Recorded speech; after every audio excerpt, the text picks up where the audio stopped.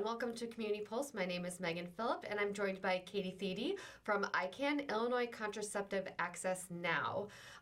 We would love to learn a little bit more about, iCAN's work today and, what policies are you supportive of? What exists in Illinois?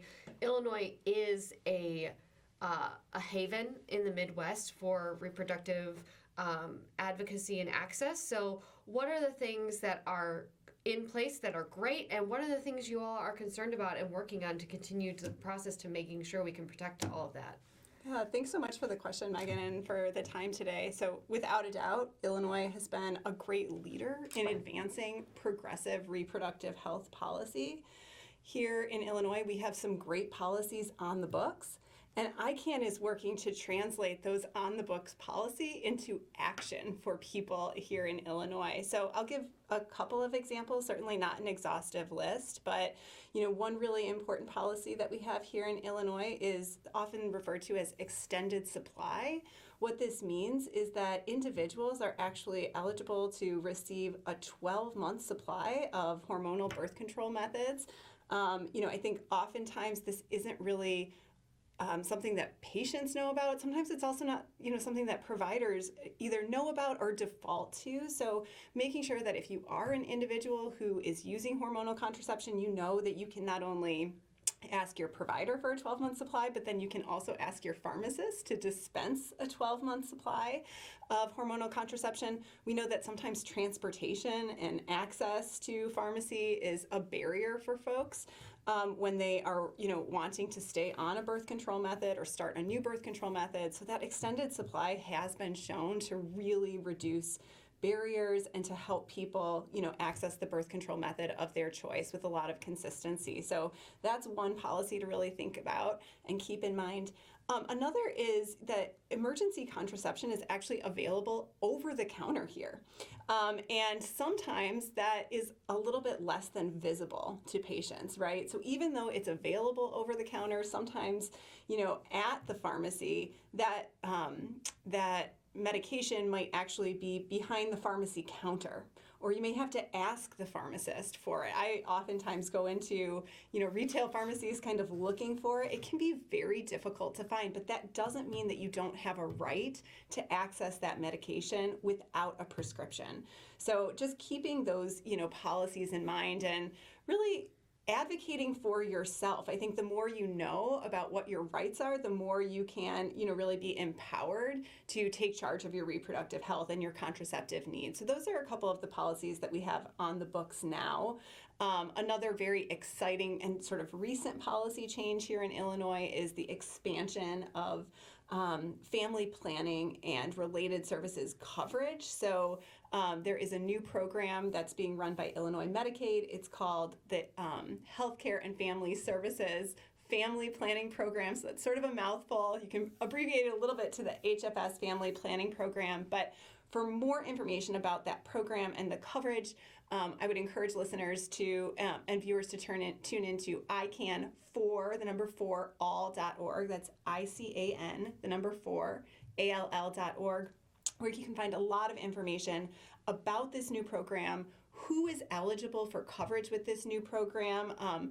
Most Illinois residents who make less than $3,250 a month, irregardless of age or gender, are eligible for this program or some immediate temporary coverage. And it covers not only all contraceptive methods, but also a wide range of other related services like STI testing and treatment, cervical cancer and breast cancer screenings, and much more. So really encourage you to take a look at that. And then also another relatively new policy that's on the books in Illinois is pharmacy prescribing of hormonal contraceptives. Now, this is a relatively new policy, and it is still, there's still a lot of work to be done to implement it. In fact, very few pharmacists in Illinois today are providing hormonal contraceptives. So one thing that viewers can do is to ask about this at your pharmacy. Let your pharmacist know that this is something that you would be interested in, but also keep an eye out for additional information, not only on iCAN's website, but at your pharmacy, because what we would love to see is more and more pharmacists opting in to not only doing relevant training, but to providing person-centered contraceptive care and counseling and the provision of hormonal contraceptives. And then I'll just, kind of close out by talking about some policies that iCAN is advocating for today. So we are really hoping to continue to build on the momentum and success that we had with the advancement of the HFS Family Planning Program to expand those coverage benefits for undocumented individuals and folks who are on the pathway to U.S. citizenship. Here in Illinois, we cover folks who are undocumented for their abortion care. We cover them for their births, but we aren't covering them for their family planning care. And it's compassionate, it's the right thing to do, and we're hoping to move that policy forward this year. It's a huge priority for iCAN in our advocacy efforts.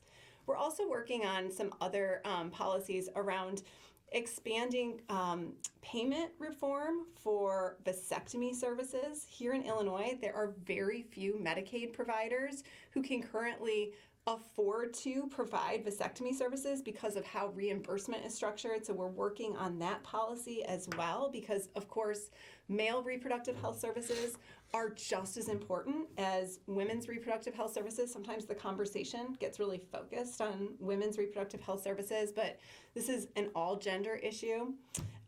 And then lastly, we're working to really ensure that there are some core quality measures that providers are being held accountable to in delivering high quality contraceptive care. Providers are held accountable to meeting certain quality measures around all kinds of things, but given how many individuals access contraceptive care, it's actually sort of surprising that this isn't already an on-the-books policy where we're holding providers accountable to routinely screening for contraceptive needs and desires, providing all methods, and delivering high-quality care based on how patients receive that care. So those are some of the policies that we're working on. Thanks so much for your question. No, that's great. I think that there are a couple of key takeaways is that, there are definitely resources within your pharmacy, which is sometimes easier to access than your doctor's office. I think that there's also an opportunity for us to talk to our legislators to make sure that some of these policies are going through and to ask questions about what they're thinking and how they're voting on your behalf. So I think there's a lot of great work happening and we have a lot more to do. So thank you so much for the work that you're doing and for sharing today. This has been Community Pulse.